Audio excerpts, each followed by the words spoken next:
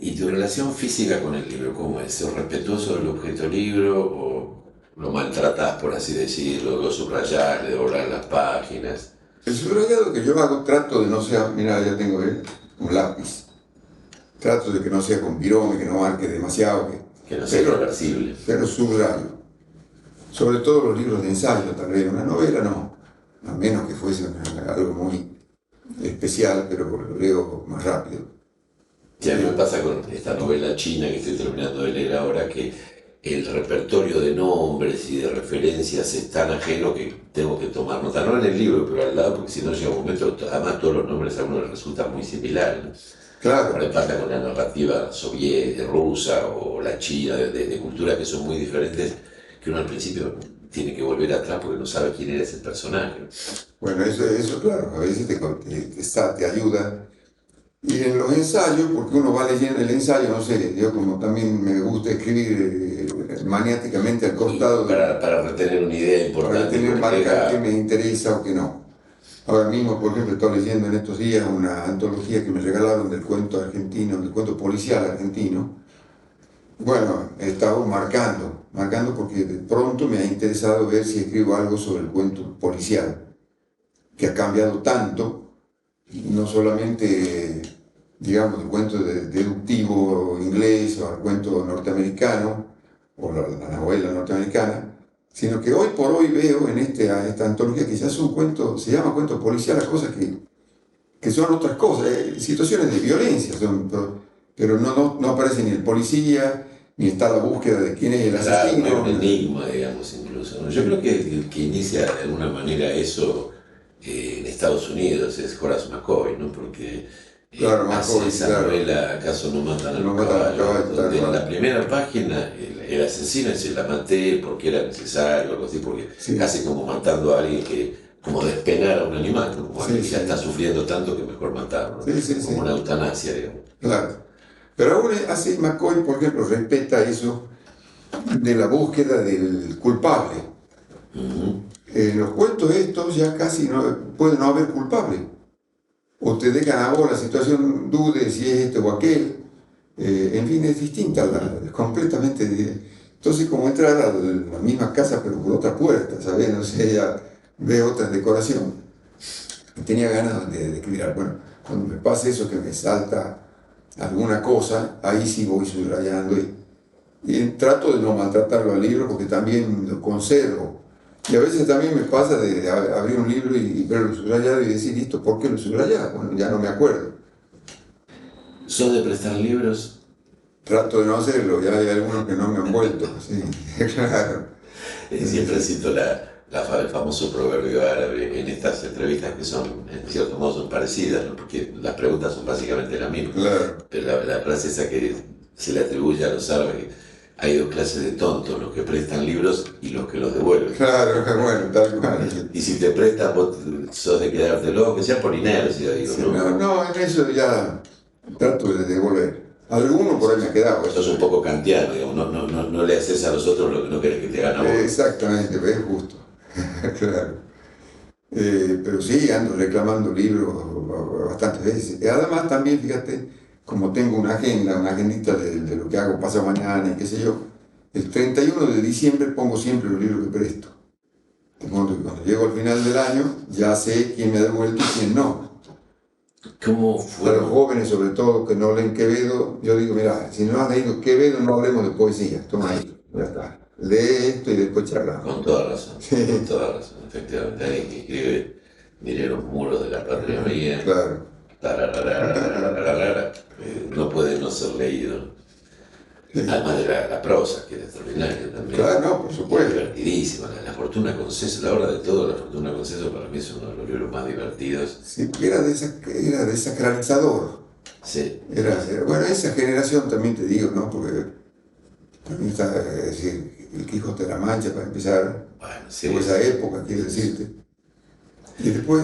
Claro, el diálogo es en todos los textos previos del Quijote entre Rocinante y Babieca. Cuando Babieca le dice, metafísico estáis, y dice, que no como. Claro. De una hondura y de una claridad inmediata. Supuesto, sí. Y bueno, lo que ha sido los odios de Quevedo con Góngora. Quevedo llegó a comprar la casa de Góngora donde vive en Madrid para desalojarlo. Y lo desalojó y lo expulsó y se fue a Córdoba de donde había venido. Tremendo. Además eran personajes todos que de armas tomar, digamos, porque toda esa gente además terminaban presos, ¿no? Vivían Y a veces por eso estaban esas dedicatorias tan cuidadosas a tal. Cuando vos te venís a estudiar a Buenos Aires, todavía vivías con tus padres allá, o sea, Claro, no tenías exacto. una biblioteca propia. Exactamente, sí. Acá lográs armarte una biblioteca. ¿Dónde vivías? Acá en una Yo pensión. vivía en una casa de estudiantes en la calle Julián Álvarez. Ya no existe, por supuesto, porque era una casa con patios. Toda la cuadra esa es entre Frente y Juncal. Es una casa, hay una escuela. No te puedo creer, yo vivía en esa cuadra, Ajá. enfrente a la escuela que se llama General Las Heras. Yo viví en Julián Álvarez 2950, 2, 9. frente a la que en ese momento estaba el espacio de la Claro, experienciaría. bueno, la casa era Julián Álvarez 2848, donde yo vivía. Y era, al lado había una pensión también de una catamarqueña, que era, digamos, esas casas que se dividían iguales pero divididas, origen y bueno. Y la casa donde alquilábamos varios salteños, como 10 tipos, tenía un patio, tenía una terraza, tenía una parra, era una casa de barrio. Entonces, bueno, ahí he vivido casi todo el tiempo de mi vida aquí en Madrid, aquí en Buenos Aires. Y ahí logré armar, yo tenía un cuarto chico, en la terraza, que había sido el cuarto de servicio, precisamente había 2 cuartos de servicio. Bueno, uno lo agarré yo perfecto, abrí la puerta, estaba sobre la terraza, vivía solo, fenomenal, y ahí tenía una pared que se me empezó a llenar de libros, ¿sí? ¿Y qué había en esa pared? Por un lado libros de estudio. Sobre todo, claro, por un lado eso, pero no compré tantos libros de derecho, porque tenía la biblioteca de la facultad. No pensé que tenían los libros de tu padre. Los libros de mi padre que los tenía en Salta, bueno, los tenía y algunos los traje sabiendo la. Y luego estudié bastante, yo en la facultad iba, nos prestaban libros, y había sistemas de prestar libros, no de prestar, sino de alquilar. A la vuelta de la facultad de Derecho había unos kiosquitos que te alquilaban, así que eso lo he usado bastante. Y lo que tenía sobre todo eran libros de poemas, algunos ensayos. O sea, ya de joven para vos la poesía fue el género preferencial dentro de lo que no era estudio, digamos. Y sí, una vez que me he dado cuenta de que mi vida iba a pasar por la poesía y acepté ese hecho medio como inevitable, me di cuenta también que el segundo paso era hacer todo lo posible para que eso fuera cierto. Y hay que leer bastante, es decir, formarse un poco, esa era la idea, casi te diría. ¿Y qué había entonces en esa pequeña biblioteca de la calle Julián Álvarez?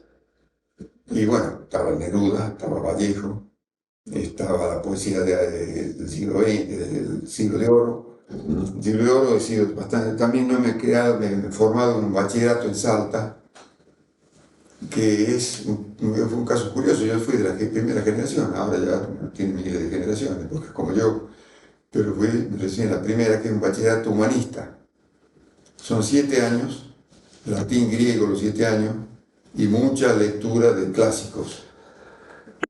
O sea que eso, bueno, tenía el siglo de oro y lo tenía Virgilio y tenía, en fin,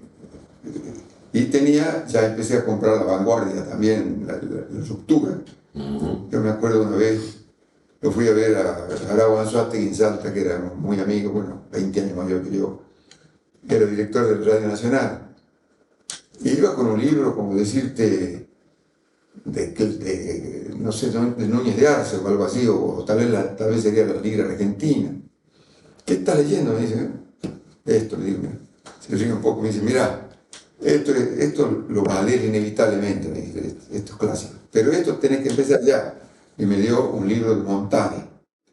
Entonces, bueno, ahí se me abrió de golpe el mundo, porque empecé con el siglo XX, digamos. Claro, claro.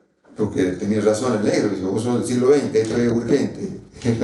Claro. Yo tendría 17, 18 años, estaba terminando el bachillerato. Y entonces, bueno, ese año dije, aquí tenés que hacer el caso al negro. ¿Y leías, llegaste ¿Aprender otros idiomas o lees en español? No, yo leo solamente en castellano. El idioma mío me sirve para no morirme de hambre, Claro. París, por ejemplo, pero leer tanto no, ya no me da tanto. El inglés tampoco. Leías a los poetas norteamericanos también. Por supuesto. Wallace Stevens, William Carlos Williams. Además, ya cuando vine aquí y entré, por ejemplo, al diario a trabajar, ya conversaba con Jorge Calvetti, iba a comer Januzzi, iba a decir, ya me empecé a hacer de amigos que eran otra ley, otra lectura, y bueno, y era fatalmente, estaba atentísimo a a todo esto que fue, por otra parte, el siglo XX con distancia va a ser un siglo de oro.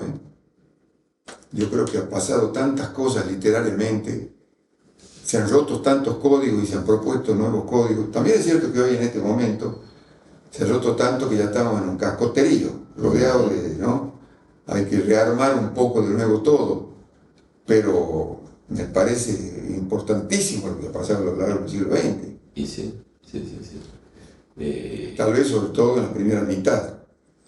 En Madrid, estupendo, Pepe Abello y su mujer, que inmediatamente recibí una llamada telefónica, si te pasa algo, vénganse inmediatamente, tienen la casa. Y así que empezamos a pensar en irnos. Y efectivamente nos fuimos. Retrocedemos entonces un poquito en esta biografía vinculada a los libros, en esa salta de la que te tuviste que ir por precaución, donde ya tenías este estudio con Martínez Borelli y demás. A ver, ya tenías una biblioteca propia. Esa no, por supuesto. La biblioteca, sí. Ya no era la biblioteca de estudiantes. No, ahí. Claro. En primer lugar ya tenía casa. Claro. Ya me había casado, ya vivíamos en una casa. Y mi casa estaba llena, empezó a llenarse de libros. Leonor también, que era profesor de letras. Entonces cada uno tenía ahí su biblioteca y su manía. Estos libros son casi todos de Leonor, por ejemplo. Bueno. Ya, algunos editados por ella. Bueno, por eso. Entonces sí, se llenó de libros, ya tenía biblioteca. Esa biblioteca la dejé en la casa de mi padre cuando nos fuimos y levantamos la casa de San Lorenzo, donde yo vivía, donde nosotros vivíamos. Entonces nos fuimos. No se llevaron nada en términos. No, de ahí no quedó muy bien. Claro. Encajoné todos los libros, los muebles, todo.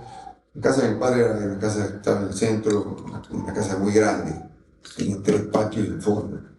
Y un cuarto al fondo, que era el cuarto oscuro, que no había nada, entonces ahí metí todo y quedó ahí la casa hasta que he vuelto, que mi madre murió cuando yo estaba viviendo aquí. Ese cuarto era como un gran cajón desastre, digamos. Exacto, estaban todos los libros, los muebles que había dejado, en fin, tampoco muchos muebles, pero bueno, todo lo que dejé estaba ahí.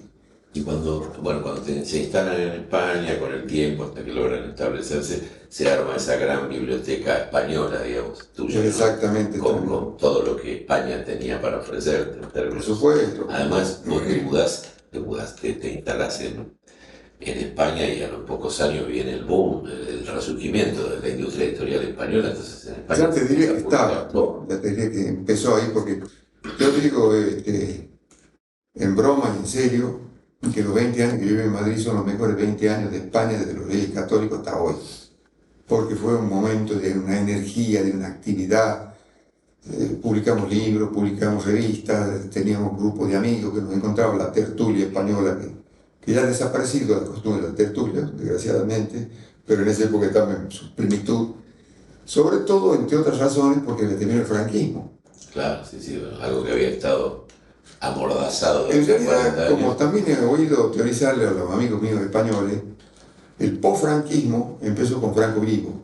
Sí, sin duda. Sí. Eso es así, ¿no? Sí. Pero también he sido testigo yo de cómo se presentó, por ejemplo, Confieso que he vivido de Neruda, en la librería Antonio Machado, que todavía existe, donde el año pasado presentó un libro precisamente. Bueno, llegó la policía y suprimió la cosa. ¿Cuál es la razón? Porque el aforo, bueno, no cabe en todo lo que hay. No, abrimos una puerta y hay otro patio. Bueno, entonces sí. Se fueron hasta la esquina, se vieron que nos tomó el pelo y volvieron a decir, señores, levanten el acto y punto.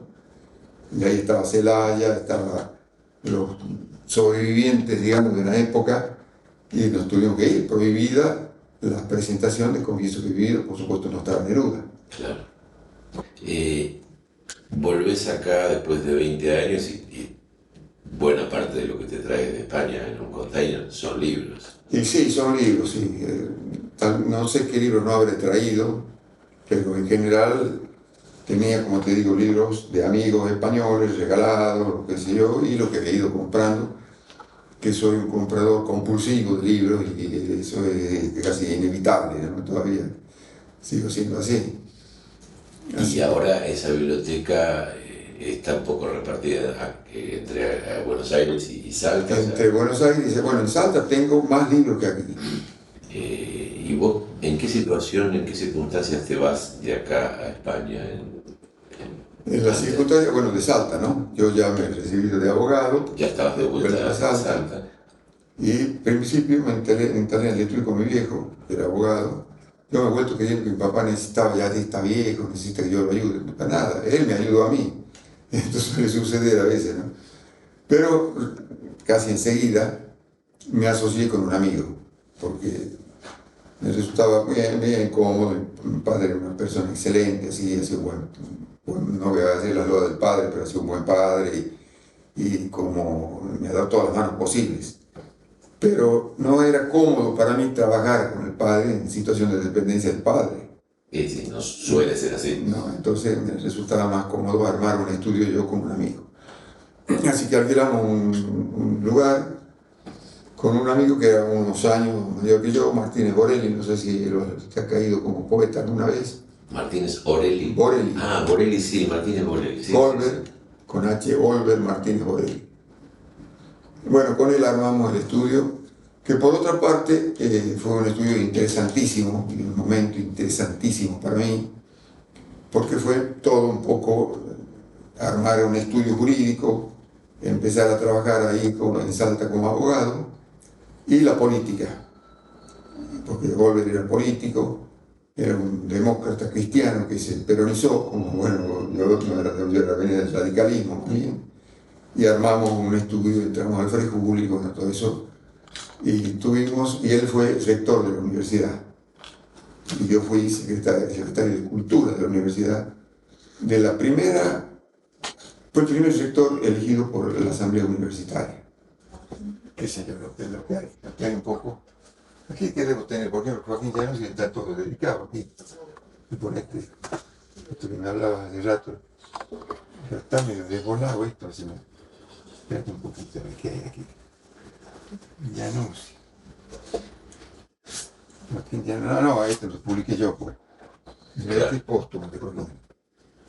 ¿Hay alguien ahí? Esto lo sacamos en la colección de Pereiro. Ya estaba, ya es muerto Joaquín, ¿no? Muerto en Salta, además. Claro, porque tenía una novia salteña en la última época, una Mirá, claro, compañera, sí. ¿no? Mira, ves, Leonor y Santiago con cariño, Joaquín. ¿Querés tomarle a esa dedicatoria? Principios de incertidumbre, fíjate vos, mira, del año 80. Eh, Bueno, en fin. Hermoso libro ese de Joaquín. Sí, Que aparte ya desde el título da cuenta de la claro, relación que él tenía con el pensamiento, con la ciencia, ¿no? exactamente. Es una Este famosa Joaquín, bueno, frase de Heisenberg, ¿no?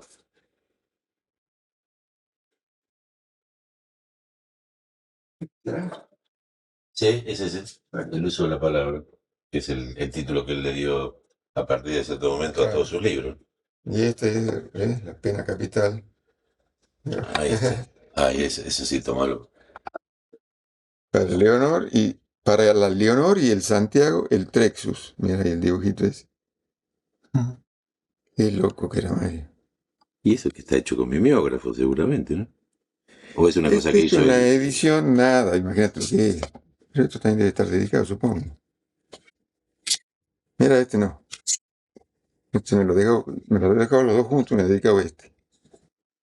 Este está publicado en una En colección Lumen. Lumen. Era un personaje y un poeta para mí un formidable. También está Sí, olvidado. sí.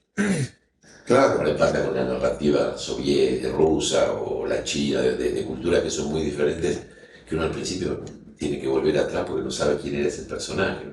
Bueno, eso claro, a veces te ayuda. Y en los ensayos, porque uno va leyendo el ensayo, no sé, yo como también me gusta escribir maniáticamente al Y costado, para retener una idea para importante y tener marcar qué me compleja. interesa o qué no. Ahora mismo, por ejemplo, estoy leyendo en estos días una antología que me regalaron del cuento argentino, del cuento policial argentino. Bueno, he estado marcando porque de pronto me ha interesado ver si escribo algo sobre el cuento policial. Claro, Hace McCoy, esa claro, novela ¿Acaso no matan a no los matan a los caballos? caballos, tal Donde en la cual. primera página el asesino se la maté porque era necesario, algo así, porque Sí, casi como matando a alguien que, como despenar a un animal, ¿no? Como sí, alguien que ya está sí, sufriendo tanto que mejor matarlo, sí, sí, como una sí, eutanasia, digamos. claro. Pero aún así McCoy, por ejemplo, respeta eso de la búsqueda del culpable. Ujú. En los cuentos estos ya casi no puede no haber culpable. O te dejan a vos la situación, dude si es este o aquel. En fin, es distinta, es completamente. Entonces, como entrar a la misma casa, pero por otra puerta, ¿sabes? No sé, ya ve otra decoración. Y tenía ganas de escribir. Bueno, cuando me pasa eso que me salta alguna cosa, ahí sí voy subrayando y trato de no maltratarlo al libro porque también lo conservo. Y a veces también me pasa de abrir un libro y verlo subrayado y decir, listo, ¿por qué lo subrayaba? Bueno, ya no me acuerdo. Tal ¿No? cual. Eso. Es interesante cuando a uno le llega, sobre todo cuando uno compra un libro usado, o alguien te presta un libro que leyó él o leyó otro, y uno se topa con subrayados ajenos, ¿no? Que Ah, uno bueno, empieza eso es como a discutir con sorprendente, los claro, sí, subrayados, sí. que subrayado está de una pavada. Sí. Hay una novela muy hermosa de Marcelo Cohen, desgraciadamente fallecido hace unos meses, Ah, y, Marcelo Cohen, que vive en y Barcelona, claro. demasiado pronto, Sí. donde justamente alguien que está enamorado de una mujer, esa mujer le presta una Biblia, donde un amante anterior de la mujer le había subrayado, casi como dedicándoselos a ella, momentos del cantar de los cantares. Y un poco por celos y por su propia competencia intelectual con el otro, discute todo tipo de subrayados. Entonces en la novela empiezan a aparecer estos subrayados y la discusión de proponiendo otro subrayado, Qué ¿no? buena idea está, Es muy ¿eh? lindo. Es un elemento más de una novela que pasa, cuyo eje narrativo va por otro lado. Eh, ¿Sos de prestar libros? Trato de no hacerlo, ya hay algunos que no me han vuelto, sí, claro. Siempre Sí, cito el famoso proverbio árabe en estas entrevistas que son, en cierto modo, son parecidas, ¿no? Porque las preguntas son básicamente las mismas. claro, Pero la frase esa que se le atribuye a los árabes, hay dos clases de tontos, los que prestan libros y los que los devuelven. claro, bueno, tal cual. Y si te prestan, vos sos de quedártelo, que sea por inercia, digo, Sí, ¿no? no, no, en eso ya trato de devolver. Alguno por ahí me ha quedado, Sos eso. un poco kantiano, digamos, no le haces a los otros lo que no querés que te hagan a vos. Exactamente, es justo. Claro. Pero sí, ando reclamando libros bastantes veces. Y además también, fíjate, como tengo una agenda, una agendita de lo que hago pasado mañana y qué sé yo, el 31 de diciembre pongo siempre los libros que presto. De modo que cuando llego al final del año ya sé quién me ha devuelto y quién no. Así que tengo esta Vos sabés que prolijidad. yo Claro. fui en una época yerno, por así decirlo, de Ada Korn, Mm, la editora, digamos, y ajá. fue editora durante una época y una persona muy amante del libro, muy culta. Si te tuvieras que elegir unos pocos libros para llevarte a la isla desierta, Ujú. ¿qué libros elegís? Además del Quijote, porque ya me parece que ese va a estar seguro. Sí, seguro, sí. Yo creo que podría llevar Montaigne, la obra de Montaigne. Ahí estás haciendo trampa, claro, porque tenés un montón de libros. Exactamente, sí, tengo un Es como montón los de chicos que libros. dicen, podés pedir 3 deseos y el primero es poder pedir 10 más. Él pide La como... búsqueda. Claro. Bueno, sí, tienes razón, es trampa. No, pero está bien, es una respuesta posible. Los ensayos de Quevedo también Montaigne. traté de llevarlo, Quevedo, San Juan de la Cruz. No, Eso es hasta ahora estaba esperando algún poeta, porque hasta ahora no había aparecido ninguno. Quevedo, no es poeta. Sí, no, pero había dicho Cervantes, Montaigne, no sé qué otro Sí, San Juan ensayista de la Cruz, distinto. fíjate, y eso sería fácil porque en 20 páginas cabe toda la obra completa, la poesía completa, pues después San Juan de la Cruz tiene la prosa esa, ¿no? Ujú. Pero bueno, ahí tenés un tipo extraño que es San Juan de la Cruz, 20 poemas, 22 poemas creo que es la poesía Sí, sí, completa. sí, sí. Y con eso le sobró. Sí, eso no. Así que sí. Y bueno, lo de la isla, no sé, habría que pensar un poco. ¿Cuál sería Por uno de ejemplo, tus? uno que regalé de un tucumano, que murió ya, ¿cómo se llamaba este hombre? Que era historiador, tiene un libro sobre Paul Broussard, muy bueno. Y, se me borró el nombre, era amigo mío. Trabajaba en el diario La Gaceta, era, bueno, editorialista, un hombre de confianza. No era el que Eh, manejaba el suplemento, ¿no? De de la... Sein, ese es de Sein. Claro, Carlos de Sein. El actual es Daniel. Claro, de Sein, sí, Daniel, sí, sí. Daniel de Sein. Un apellido muy El- heideggeriano, Dasein. de Sein. De Sein era, sí, fíjate que leyendo, era tucumano, el antecesor de este llegó era tucumano, era uruguayo. Llegó a Tucumán algo así como en 1810, 1910. Esto lo sé por un libro de una tucumana que he leído sobre la creación de la Universidad de Tucumán, que fue interesantísimo. Fíjate que la Universidad de Tucumán se creó por iniciativa privada de jóvenes. De pronto un tipo, Terán, se dio cuenta que generacionalmente les tocaba crear la Universidad de Tucumán. Lo convoca, entre otros, de Sein, que era un uruguayo recién llegado, que a los pocos años fundó la Gaceta. Bueno, en fin, y sale la Universidad de Tucumán. Pero este hombre escribió, como te digo, ese libro Que es una biografía de una Broussard. biografía de Broussard muy buena. Le he comprado varias veces y le he regalado. Sí, alguna vez hago eso. Y más allá de que lo encuentres acá o esté en Salta y no lo podamos mostrar, algún libro en particular que tenga para vos el sentido de nada, de un objeto irreemplazable, ¿no? Como casi como una especie de reliquia, porque era de tu padre, porque fue Bueno, la primera edición que eso tuviste. desgraciadamente, bueno, mira, esto era de esta colección tengo, y los más grandes, y este era de mi padre. Incluso todavía te firmó que tenía en la Que es manía, Aguilar, eso, ¿no? es de Aguilar. No, no, no. Pero hay muchos que estaban firmados por mi Claro, padre tenían como, por era como una especie de ex libris de él. sí, exactamente. Estos libros los tengo aquí. Este también era de mi padre. Estos libros los he traído, por ejemplo, Shakespeare, todas las traducciones de Astrana Marín. Astrana Marín. De esta Ahí está. A ver, podemos. se la firma mi padre. ¿Ve? Bueno, de esta colección tengo montones, ya está todo Quevedo, está el siglo de oro, está, qué sé yo, Trotsky, en fin, cosas extrañas. Así que bueno, en fin, qué sé yo, qué más puede haber aquí. Diccionarios, soy maniático de los diccionarios, a pesar de que ahora ya no son necesarios, porque la computadora, que ahora es la oficina que tenemos, Sí, sí, sí, tal pero cual. yo soy de esta cosa.